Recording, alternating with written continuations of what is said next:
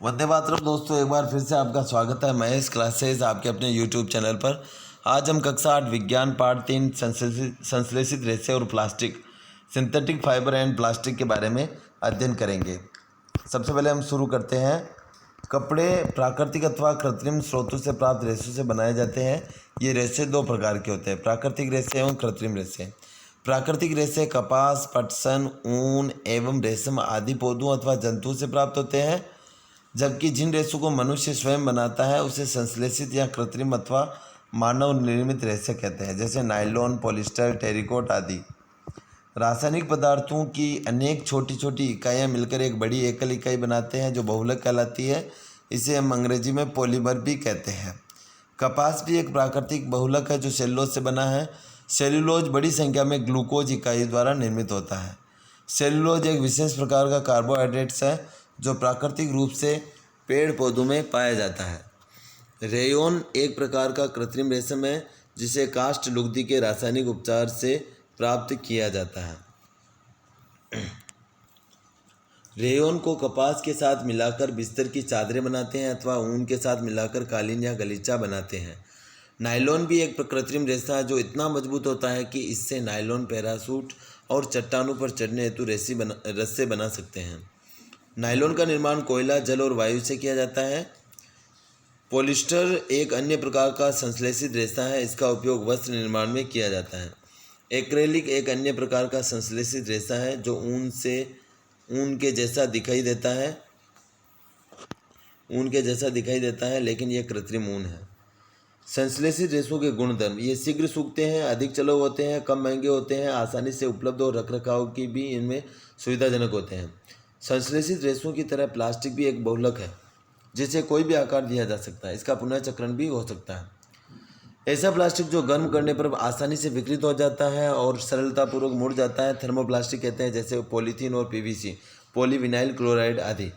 Thermoplastic plastic का उपयोग खिलौने, कंघियाँ और विभिन्न प्रकार के पात्रों के बड़े पैमाने पर निर्माण हेतु किया जाता है।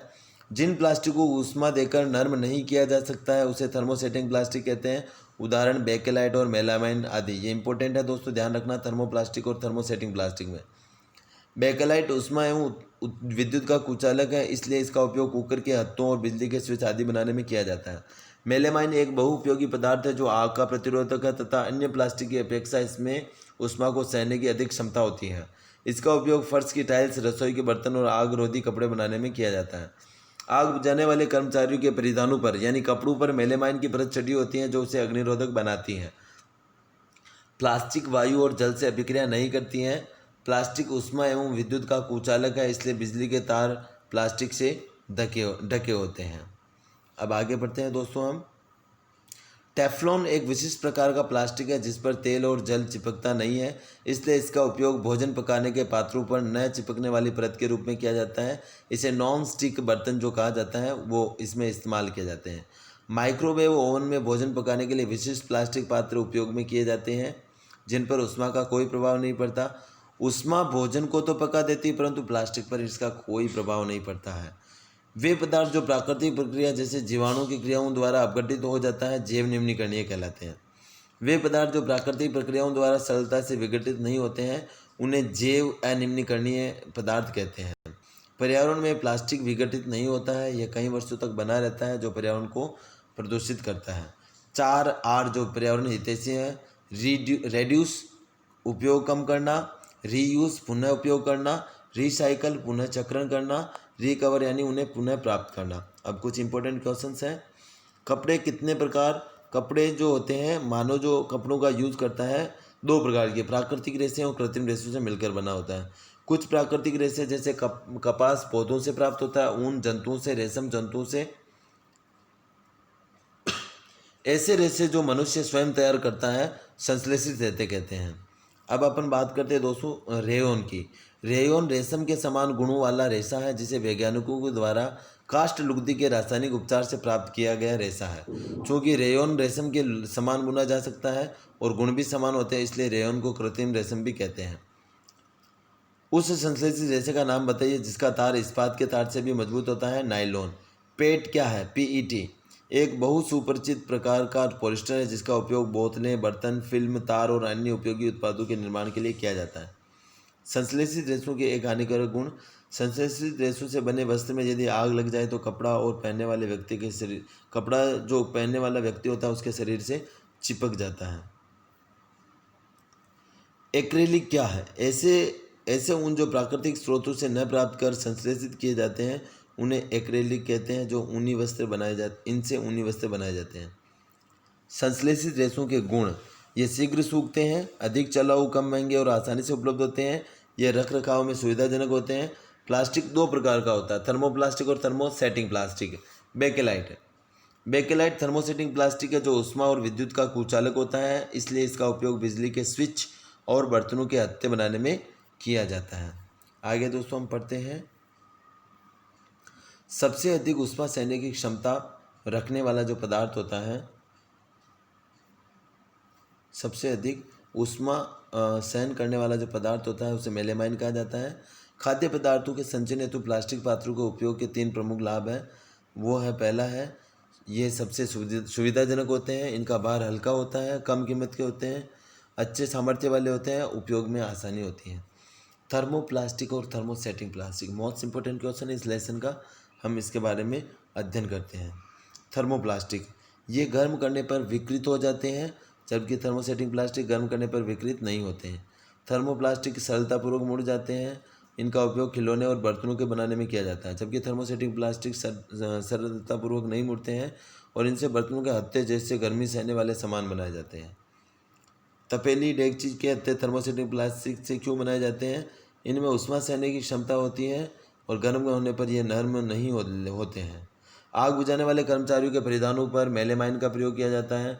जैव निम्नीकरणीय और जैव अनिम्नीकरणीय पदार्थों में जो अंतर है वो इस प्रकार है। जो पदार्थ प्राकृतिक प्रक्रिया जैसे जीवाणु की क्रिया द्वारा अपघटित हो जाते हैं जैव निम्नीकरणीय कहलाते हैं, जैसे फलों और सब्जियों के छिलके, कागज और खाद्य पदार्थ। जो पदार्थ प्राकृतिक प्रक्रिया द्वारा आसानी से अपघटित नहीं होते हैं जैव अनिम्नीकरणीय कहलाते हैं, जैसे प्लास्टिक, पॉलीथीन आदि। तो इस प्रकार दोस्तों आपने देखा इसमें जो पार्ट 3 के जो इम्पोर्टेंट नोट्स थे, जो कुछ अगर और भी बाकी तो हम इसका भी देख लेते हैं, इसमें अध्ययन कर लेते हैं। छोटे नोट्स और हैं। हम जानते हैं कि जितने भी कपड़े या अन्य पदार्थ वे सभी प्राकृतिक या मानव निर्मित रेशों से मिलकर बने होते हैं। प्राकृतिक रेशे वे रेशे जो प्रकृति में प्राकृतिक रूप में पाए जाते हैं उन्हें प्राकृतिक रेशे कहते हैं।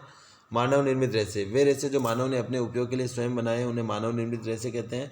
बहुलक या पॉलीमर जब रेशों को एक छोटी इकाई मिलकर एक बड़ी एकल इकाई बनती है उसे बहुलक कहते हैं। पॉलीमर ग्रीक भाषा का शब्द है जो मर से मिलकर बना है। पॉली का अर्थ होता है अनेक अथवा मर का अर्थ होता है इकाइयाँ। कपास एक बहुलक है जो हमें प्रकृति में पाई जाती है और ये सेलुलोज से बनी होती हैं। संश्लेषित रेशे 3 प्रकार के होते हैं, रेयोन, नायलॉन, पॉलिस्टर या एक्रिलिक। रेयोन ये रेशे कीट से प्राप्त किए जाते हैं। इसकी खोज चीन में हुई थी। इससे बना हुआ कपड़ा बहुत महंगा होता है, ये बहुत मुलायम होते हैं। इसको हम कृत्रिम रेशे भी कहते हैं।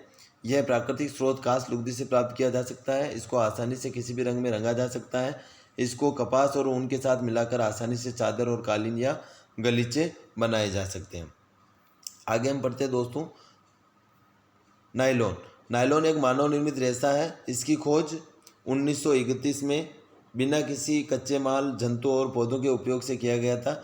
इसका निर्माण कोयले, जल और वायु से किया गया था। ये हल्का, प्रबल, चमकीला और धुलने में आसान होता है। इसका प्रयोग जुराबें यानी मोजे, रस्से, तंबू, दांत साफ करने का ब्रश, कारों की शीत के पट्टे, स्लीपिंग बैग, पर्दे आदि बनाने में किया जाता है। इसका प्रयोग पैराशूट की रस्सी बनाने में भी किया जाता है।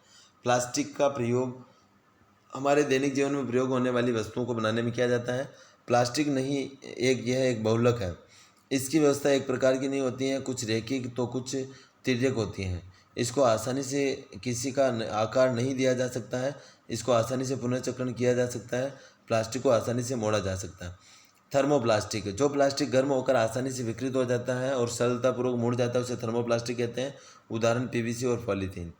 थर्मोसेटिंग प्लास्टिक ऐसे प्लास्टिक जिन्हें एक बार आकार देने के बाद उनको गर्म नहीं किया जा सकता, उसको थर्मोसेटिंग प्लास्टिक कहते हैं। प्लास्टिक के अभिलाक्षणिक गुण।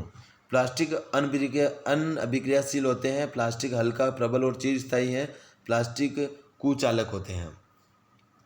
इसके अलावा प्लास्टिक हल्का, प्रबल और चिरस्थायी है। प्लास्टिक कुचालक है। प्लास्टिक अनभिघायशील है। हम जानते हैं कि अगर लोहे को वायु में खुला छोड़ जाता है तो वह तुरंत अभिघाय कर लेता है और उस पर जंग लग जाती है, लेकिन प्लास्टिक में जंग नहीं लगती है। प्लास्टिक हल्का, प्रबल और चिरस्थायी है। प्लास्टिक बहुत हल्का होता है तो हम इसका उपयोग घर के सामान रखने में करते हैं। इसको हम आसानी से कहीं भी ले जा सकते हैं, जैसे बाल्टी, डिब्बा, बोतल आदि। प्लास्टिक कुचालक है।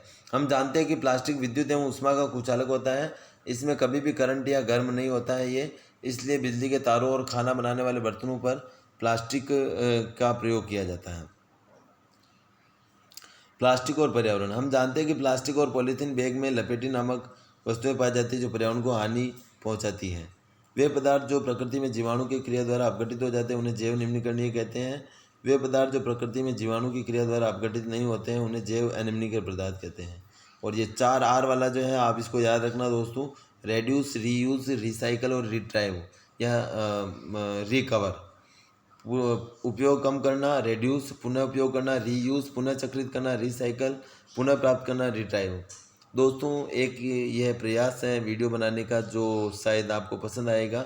लॉकडाउन के इस समय में जब विद्यालय नहीं खुले हुए हैं तो आशा है आप इससे ही जुड़े रहकर पढ़ाई से जुड़े रहेंगे, और भले भी कोर्स कम हो जाए लेकिन आपके आने वाले जो साल है पढ़ाई के उनमें ये चीज़ उपयोगी रहेगी। तो धन्यवाद। आपको अगर वीडियो पसंद आया है तो आप लाइक करें, अपने दोस्तों के साथ शेयर ज़रूर करें। धन्यवाद।